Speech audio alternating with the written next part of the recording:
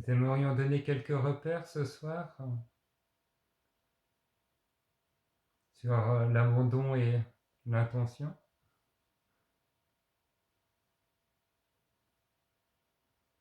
Quand la personne ressent l'appel de la liberté, l'appel du soi, il y a forcément une forme de préparation, d'adaptation qui se fait.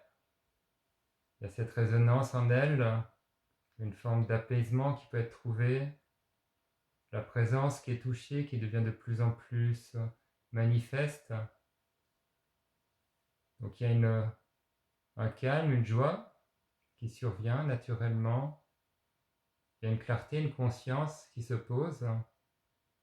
Tout ça sont des éléments nécessaires pour être moins pris par le jeu du samsara, des croyances, des désirs, des attaches. Voilà, ça devient moins attirant, moins prenant. Le détachement permet l'installation de plus en plus grande dans la tranquillité de la présence. Mais il y a un moment, la personne ne peut plus faire, puisque la personne est le fond du problème. Cette création, l'illusion, c'est d'abord celle de ce jeu, de cette personne. Donc à un moment, la personne ne veut pas aller plus loin, parce qu'elle a simplement à se fondre dans la conscience. Et pour ça, il y a un moment où il est nécessaire de nous abandonner, de lâcher, nous en remettre à plus grand, laisser la volonté de plus grand être. Donc il y a une articulation entre la nécessité de l'abandon,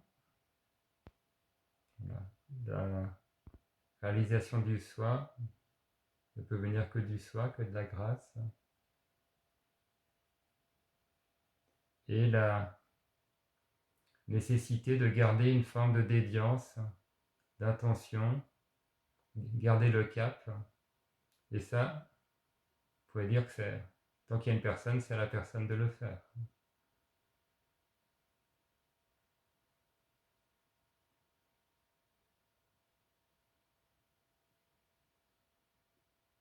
Voilà, donc c'est à sentir, vous pouvez dire les moments où il y a une volonté d'être sans volonté qui est utile, une intention d'être sans intention qui est précieuse,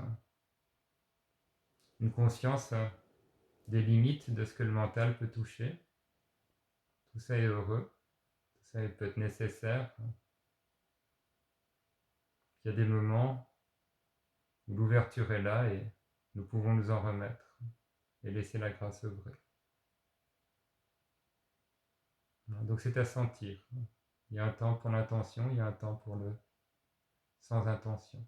Et fondamentalement, la vie est sans intention. Tu voulais parler, Natacha? C'est juste, voilà, avoir cette subtilité et elle s'enseigne pas, cette subtilité, elle est, voilà, c'est sentir quand c'est le moment de, voilà, je me pose la question, c'est ce qui me perturbe, quel est le moment où j'agis et quel est le moment où je laisse faire. Et quand je suis dans l'action, j'ai tendance à m'en mêler et à aller trop dans l'action et à vouloir trop contrôler. Mais je sens que oui, là, c'est ça, je me fais confiance qu'il y a cette subtilité-là et que je peux sentir quand il faut que j'agisse et quand il ne faut pas que j'agisse. Pour moi, c'est beaucoup une histoire de confiance. Il y a des maîtres qui disent que la compagnie des sages est un des éléments les plus importants de la sadhana. Évidemment quelque chose qui n'est pas si simple à réaliser dans le quotidien, mais maintenant on a la chance que cette sagesse est à profusion sur Internet. Parce que le fond de la confiance, c'est cette non-séparation. Alors, un gourou par exemple, comme le Christ ou le Bouddha, peuvent m'aider à ne plus douter de moi. Enfin, du moins, ne plus être dans la négativité, avoir confiance. Tant qu'il y a la croyance en un moi, il y aura le doute. Le doute, il est inhérent à un moi personnel. Le moi, le mental, il doute. Et quelque part, c'est dans son fonctionnement. Ne plus douter, ça veut dire avoir réalisé le soi, parce que là, il n'y a pas de place pour le doute, parce que c'est complet. Mais tant que tu es dans la division de la personne, alors c'est naturel qu'il le doute, parce qu'il y a une perception d'incomplétude. Et donc, le doute joue.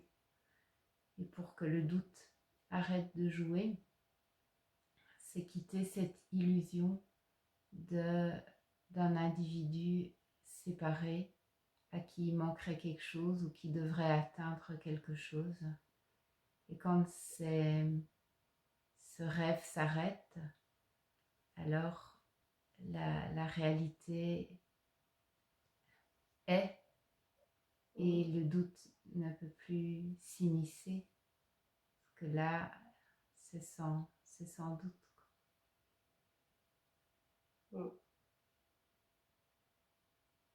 Et donc le doute, s'il y a doute, c'est parfait, ça te donne l'indication qu'il y a encore des pensées personnelles ou des constructions. Et donc ça te donne à voir, bah tiens, qui doute, ou quelle est la pensée qui s'est élevée, qui t'a emmené sur cette piste. Et donc c'est après ta lucidité, la lucidité de la conscience, qui éclaire cette apparition, on peut dire, cette création. Et cette lucidité va être discernement et va permettre que peu à peu, tu n'y crois plus, simplement parce que tu vois que c'est faux. Et quand le faux est reconnu comme étant faux, ben, il est laissé à lui-même, tout comme quand tu te réveilles d'un rêve, ben, tu laisses le rêve à la nuit et tu t'en vas vivre ta journée. Donc à ce moment-là, quand tu vraiment prends le temps de l'introspection et de discerner, alors tout ça peu à peu s'érode et n'a plus vraiment de pouvoir, n'a plus de prise, parce qu'il n'est plus alimenté par la croyance « je suis une personne séparée à qui il manque quelque chose et dont je dois atteindre quelque chose pour ». Est-ce que ça fait sens Oui, oui. C'est bon de le réentendre. Ouais, c'est vrai. On a besoin comme ça jusqu'à ce qu'un moment. Ah oui. Ouais. Et c'est pour ça j'aime bien ce que Jean-Philippe dit, de pas hésiter d'avoir une lecture inspirante, d'aller voir les maîtres ou de les contacter à l'intérieur de nous, parce que tant qu'on n'est pas établi, là, ben, ça continue encore à jouer. À un moment, ça s'arrête parce que on ne peut plus sortir de là. Et donc, mais le fait de se tenir vraiment inconditionnellement dans la présence, alors à un moment ou un autre, cette bascule s'opère. Mais ça, c'est vraiment quand on disait, Jean-Philippe disait, là, il y a comme une décision, une intention. Et voilà, tant qu'on n'a pas été, tant que cette bascule complète et cet établissement total ne s'est pas opéré, ça, il n'y a personne qui l'opère, à un moment, ça se fait. En tout cas, le meilleur chemin, c'est de maintenir cette intention, de demeurer dans la présence, et à chaque instant et à chaque instant. Et alors, tu vas voir que comme tu te tiens dans la présence, simplement, il y a des fenêtres qui s'ouvrent sur la réalisation du soi, et ça t'est donné. Et là, tu n'as rien à faire, c'est juste ça t'est donné, juste ça te montre que voilà, c'est la réalité ultime qui est là. Et peu à peu, la fenêtre un jour, la fenêtre ne se referme plus, mais de temps en temps, il y a encore ces allers-retours qui se font jusqu'à ce que cette fenêtre qui s'ouvre sur le soi s'ouvre définitivement. Et tu as raison, donc il y a une notion de confiance qui est très essentielle. Ouais, Bon, vas-y. au moins tant que je suis dans les allers-retours, quoi. C'est ça. Tant qu'il y a encore des relents de personnes assez forts, il y a une confiance pour garder inscrit le cap. Et cette confiance est extraordinairement payante. Quand elle est là, oui. Il y a deux éléments fondamentaux. C'est le oui à cette dédiance au soi. Oui, c'est ça. Voilà, ma vie, je la dédie à ça. C'est vraiment ça qui est le phare. Et ensuite, c'est la confiance que c'est pour toi. Que c'est possible. Et ça, à un moment, il n'y a plus de doute. Le doute est plus possible à un moment parce que comme c'est ce que tu es déjà, comment est-ce possible de douter de ne pas être ce que tu es et ce qui ne peut jamais t'être ôté? Tout ce qui peut être ôté, c'est l'illusion, la construction, le rêve, le voile. Voilà, tout ça, tu peux le perdre, le corps. Voilà, tout ça, ça peut être ôté. Mais ça t'est ôté pour réaliser que tu es déjà libre, que tu es déjà le soi, que tu es déjà la conscience. Donc, tout peut s'en aller. C'est juste, qu'est-ce qu'on retient? On retient des bouts d'identité parce que ça nous permet d'imaginer qu'on existe, mais c'est une illusion, c'est une existence très réduite, quoi. Si on se dit j'existe parce que je suis une maman, parce que je suis ceci ou cela, tous les rôles, les costumes, en fait, c'est comme si c'est le costume qui nous donne une existence, mais on a oublié qu'on est avant le costume. Et quand on peut réaliser que ce qu'on est, ce qui est durable, c'est la source, et que ça ne peut jamais s'arrêter, alors c'est bon, t'es en paix. C'est un déconditionnement aussi. Oui, oui, oui, oui. C'est ça qui est difficile. Oui. Mais il y a un déconditionnement de nos différents rôles et un déconditionnement plus fondamental de ce je suis quelque chose, quoi, de l'essence de tous les conditionnements, quoi. Je suis séparé et de là tout le reste. Et donc ce qui nous guérit, c'est la conscience grandissante de l'unité profonde. Une seconde de cette conscience, à mon sens, ne permet plus de croire sérieusement à ces croyances de séparation. Une fois elles ont goûté à quel point il n'y a qu'un, tout est si intimement lié, alors la croyance est déjà attaquée à la racine. Et pour attaquer ça à la racine, tu peux demeurer en tant que témoin. Simplement, voilà, tu te tiens dans ce témoin, cette présence. Et où tu peux aussi, voilà ce que Ramana Maharshi nous a offert, l'enquête du soi, qui suis-je? Ou qui pense ça? Ou qui croit ça? C'est vraiment puissant comme déconditionnement et comme éclairage de nos pensées. Parce que quand tu vois de plus en plus au clair sur les pensées qui t'attrapent et qui créent l'illusion d'une personne, à un moment, quand elle se présente, tu n'y crois plus parce que tu sais que c'est une pensée qui va t'amener à la dérive, qui va ramener de la souffrance, qui va ramener le conditionnement, qui va te ramener dans un espace étroit, qui va de nouveau te faire croire que tu es dans la cellule de la prison. Et à un moment, ces pensées, elles ne peuvent plus se jouer de toi parce que tu les as vues tellement de fois et de plus en plus clairement que ça te saisit même, elle apparaît et tu dis ah oui ok, et c'est bon. il n'y a plus de relation entre la conscience et la pensée, donc il n'y a plus d'identification et donc tu es libre à ce moment-là.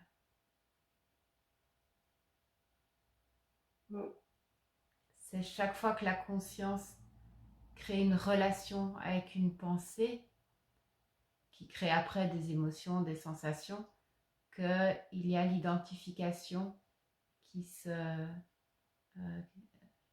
crée et après la souffrance qui en découle. Mais si tu te tiens avant la pensée, qu'il n'y a pas de lien, qu'il n'y a pas d'identification, alors il y a liberté.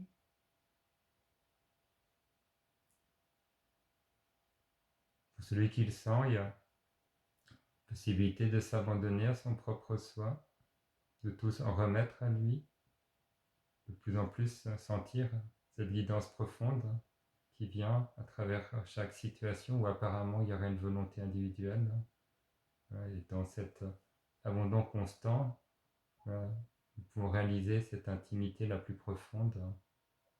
Et de plus en plus, cette voix du soi, cette présence intime devient manifeste. Et le reste devient comme des nuages. Il y a une réalité plus substantielle qui s'installe. À nouveau, c'est à sentir. Il n'y a pas un chemin balisé, quoi. Et puis encore, je sens encore là, ça bloque ici, là, au niveau de la tête.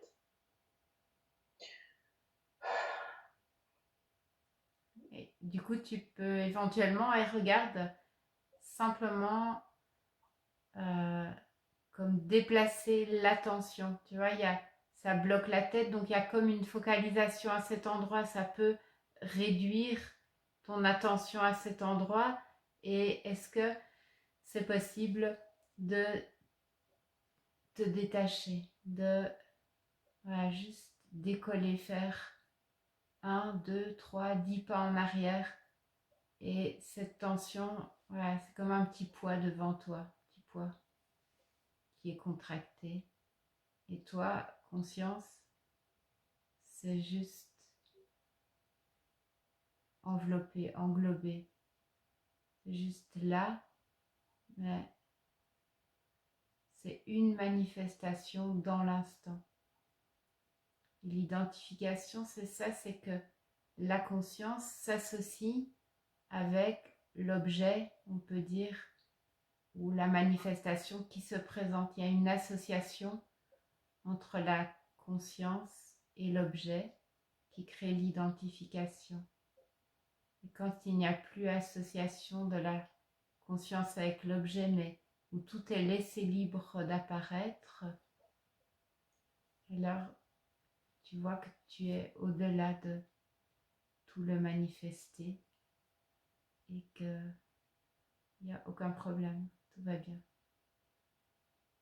Même la contraction apparente dans l'instant, là, ok, c'est juste momentané, c'est maintenant, ça s'élève là, ça capte peut-être ton attention, est-ce que tu crées un lien avec elle, est-ce que tu t'identifies à elle, ou est-ce que tu la laisses simplement se déployer au sein de la conscience et tu la laisses libre d'aller et venir sans créer de relation.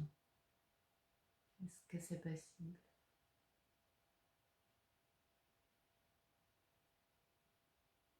Oui, et sans la verbaliser.